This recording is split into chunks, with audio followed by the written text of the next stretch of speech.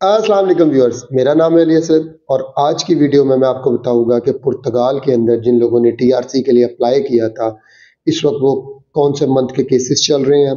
इसके अलावा एक नहायत अहम चीज़ है जो कि बहुत सारे लोगों के इन्फॉर्मेशन में नहीं है, उसे कहते हैं शेंजन इंफॉर्मेशन सिस्टम SIS। इसके बारे में आपको थोड़ा सा ब्रीफ करूंगा।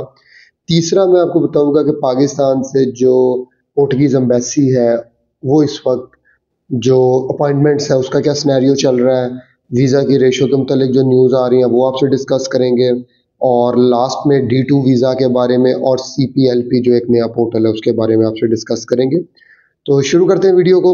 सबसे पहले मैं आपको बताता हूँ कि इस वक्त जनाब अप्रैल 2021 की जिन्होंने फ़ाइल लॉक करवाई थी अप्रैल 2021 में, उन लोगों को ईमेल्स आना शुरू हो गई हैं।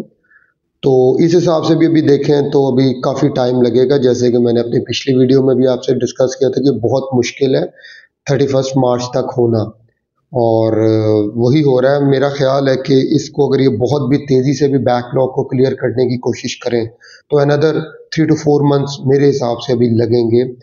उसकी रीज़न्स ये हैं कि एक तो इन्होंने एक अलहदा से पोर्टल बनाया है जिसे CPLP कहा जाता है। इस पोर्टल के तहत जो पोर्टुगीज़ लैंग्वेज बोलने वाले ममालिक हैं जिन पर कभी पुर्तगाल ने हुकूमत की थी, लाइक ब्राज़ील, अंगोला एक्सेट्रा, इन ममालिक के जो लोग हैं उनको उनकी फ़िज़िकल अपीयरेंस की उन्होंने शर्त फ़िलहाल ख़त्म कर दी है ताकि जो बैकलॉग है उसको वो तेज़ी से निकाल सकें। जबकि जो पाकिस्तान, इंडिया, बांग्लादेश, नेपाल या अदर नॉन पोर्टुगीज़ कंट्री जो लैंग्वेज वाले कंट्रीज़ थे उनके लिए रिस्ट्रिक्शन अभी भी है और उन्हें इन पर्सन सेफ के ऑफिस जाके वहाँ पर मुलाकात करनी है। तो लेकिन जब आपके ये पोर्टुगीज़ लैंग्वेज बोलने वाले लोग निकल जाएंगे तो आप कह लें कि 50% ये बैकलॉग इससे ख़त्म हो जाएगा। और एज़ पर माई इंफॉर्मेशन उन्होंने बहुत सारे लोगों को TRC कार्ड इशू करना शुरू कर दिए हैं, पोर्टुगीज़ लैंग्वेज बोलने वाले लोगों को। अब हम आते हैं कि पैनिक में आपने बिल्कुल नहीं आना। डॉक्यूमेंट्स आप देखते हैं अगले कुछ हफ्तों में, 2-3 हफ्तों में आपको बड़ी क्लियर पिक्चर नज़र आनी शुरू हो जाएगी। उसके मुताबिक आप अपने डॉक्यूमेंट्स को टेस्ट करवाएं, क्योंकि पैनिक की वजह से ये हो रहा है कि एम्बेसी में बहुत ज़्यादा लोग जा रहे हैं, रिक्वेस्ट कर रहे हैं, अपॉइंटमेंट्स चोक हो गई हैं। तो मैं आप लोगों को ये सजेस्ट करूँगा कि जिन्होंने 2022 में या इवन 23 वाले लोग भी वो डॉक्यूमेंट्स तैयार करने में लगे हुए हैं, इट विल टेक टाइम। अभी आप पहले 2021 वालों को निकल लेने दें इन मराहिल से। इंशाअल्लाह ताला आने वाले दिनों में फिर आपका जब मरला आएगा तो आसानी से चीज़ें हो जाएंगी। दूसरा सबसे इम्पोर्टेंट चीज़ है वो है शेंजन इंफॉर्मेशन सिस्टम SIS। इस सिस्टम के बारे में बहुत सारे लोगों को नहीं पता। एक्चुअली जितना शेंजन जोन जो है इसके अंदर जितने ममालिक मौजूद हैं, ये उनके दरमियान एक सबसे मुस्तनद और सबसे अपडेटेड एक सिस्टम है जिसके अंदर तमाम बॉर्डर्स, जितनी बॉर्डर सिक्योरिटी एजेंसीज हैं, चाहे वो पुर्तगाल की SAF है, वो जर्मनी की है, हॉलैंड की है, वो तमाम एजेंसीज के पास ये सॉफ्टवेयर मौजूद है। और ये सॉफ्टवेयर जो है वो शेंजन जोन या यूरोपीय यूनियन जो है EU इसको अपडेट करता है और इसका रिस्पॉन्सिबल है इसको अपडेट करने का। तो जो भी बंदा अप्लाई करता है उसकी तमाम डिटेल इस सॉफ्टवेयर में अपडेट हो जाती हैं। जब भी आप किसी भी मुल्क में बायोमेट्रिक के लिए अपने बायोमेट्रिक करवाते हैं या TRC के लिए, या तो वो भी सारा डाटा इसके अंदर शो हो जाता है। हो अब ये रहा है कि बहुत सारे लोग ऐसे थे जिन्होंने अपनी फाइल्स पुर्तगाल में लॉक करवाई और उसके बाद या तो वो दूसरे ममालिक में ऑलरेडी रह रहे थे और वहाँ से फॉर एग्जांपल कोई जर्मनी में था, वो जर्मनी से लिस्बन या पुर्तगाल आया, उसने अपनी फ़ाइल लॉक करवाई, उसके पास ऑलरेडी जर्मनी का या किसी भी मुल्क का कोई भी ऐसा डॉक्यूमेंट था जो उसने डिस्क्लोज़ नहीं किया और वो फाइल लॉक करवा के वापस चला गया। वो अब ये रहा है कि मेरे पास भी इस तरह कुछ लोग आए हैं डिफरेंट कंट्रीज से, उन्होंने रब्ता किया कि जी हमारे पास एक TRC तो वहाँ का मौजूद है, अब हम दूसरा TRC लेना चाहते हैं।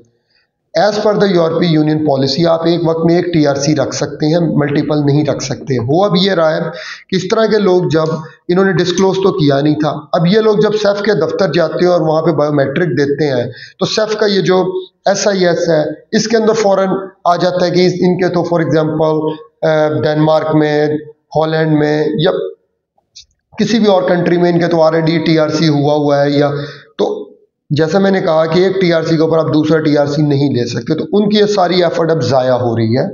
तो मैं आप लोगों को ये सुजेस्ट करूँगा, आप लोगों को पता है आप लोगों ने क्या क्या कहाँ पे अपने बायोमेट्रिक दिए हुए हैं, तो अगर आप पोर्टुगीज़ पासपोर्ट लेना चाह रहे हैं या पोर्टुगीज़ टीआरसी लेना चाह रहे हैं तो बराए मेहरबानी अपनी सेफ की अपॉइंटमेंट की डेट से पहले पहले अपने पुराना जो है वो डॉक्यूमेंट कैंसिल करवा दें, ताकि आपको किसी किस्म की प्रॉब्लम ना हो। एक चीज़ ये थी। दूसरा ये था कि बहुत सारे लोग जो मुल्क से बाहर थे और उन्होंने एजेंट्स के पीछे लगकर फाइल लॉक करवा ली और उसके बाद मुल्क छोड़ के चले गए। उन लोगों को भी इस वक्त बहुत ज़्यादा प्रॉब्लम वो फेस कर रहे हैं, और उसकी रीज़न ये है कि जब वो सैफ के पास जाते हैं तो सैफ उन्हें कहता है कि जनाब आप अपनी प्रेजेंस के कोई सबूत हमें दें। अब सबूत आप कैसे देंगे? या आपके क्रेडिट कार्ड हो गए, उसके बिल्स हो गए जो आपने ट्रांजैक्शंस की हैं।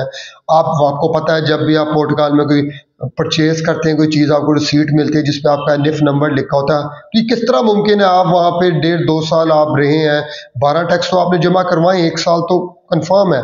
तो 1 साल के अंदर आपने कोई शॉपिंग ही नहीं की, आपकी कोई डॉक्यूमेंटेशन ही नहीं है, आप किसी तरह साबित ही नहीं कर पा रहे। तो ये सारी एफर्ट ज़ाया हो रही हैं।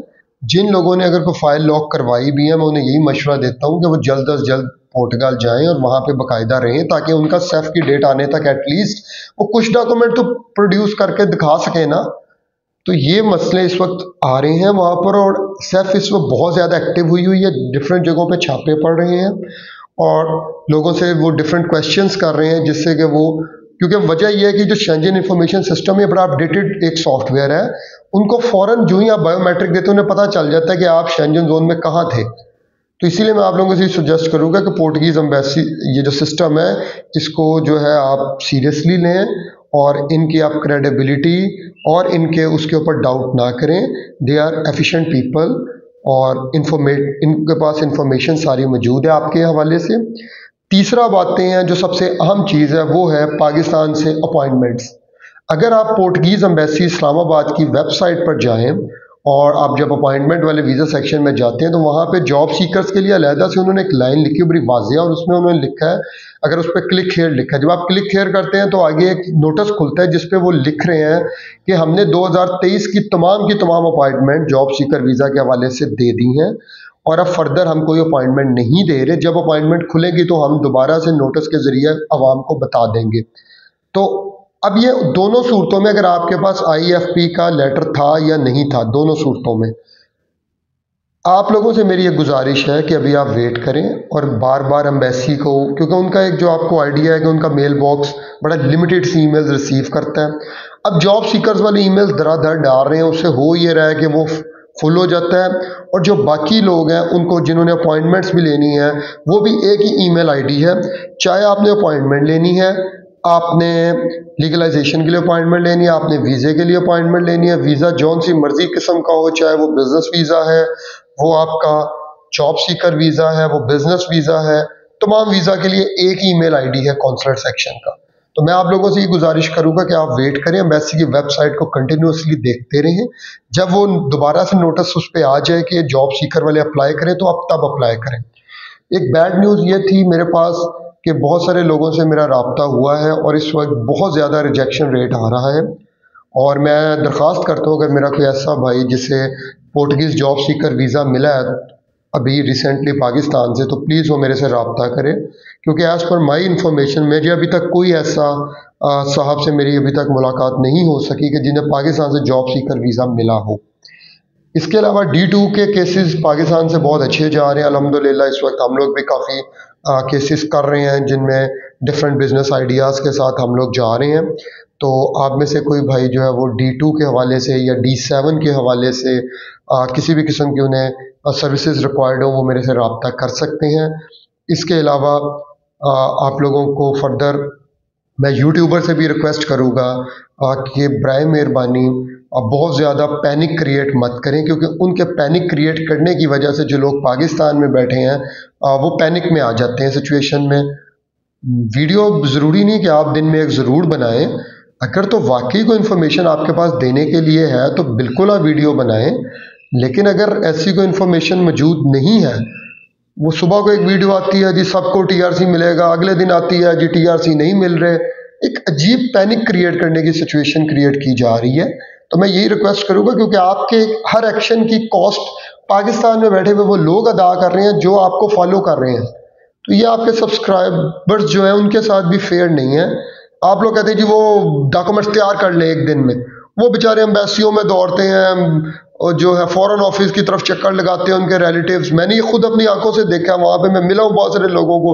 फाइलें उन्होंने की अभी 2022 की एंड की फाइलें जमा है, मिड की फाइलें जमा है 2022 की, और वो लोग यहाँ पे जो है फॉरेन ऑफिस के कैंप ऑफिस में धक्के खा रहे हैं। मिनिस्ट्री को बार बार वो एम्बेसी राब्ता कर रहे हैं। तो मेरे यूट्यूबर हजरात से ये रिक्वेस्ट है, हम्बली रिक्वेस्ट है कि प्लीज़ अगर तो मुस्तरद कोई खबर है तो आप उसको बिल्कुल शेयर करें। अपनी दुआओं में याद रखिएगा, अपना ख्याल रखिएगा। अस्सलाम वालेकुम।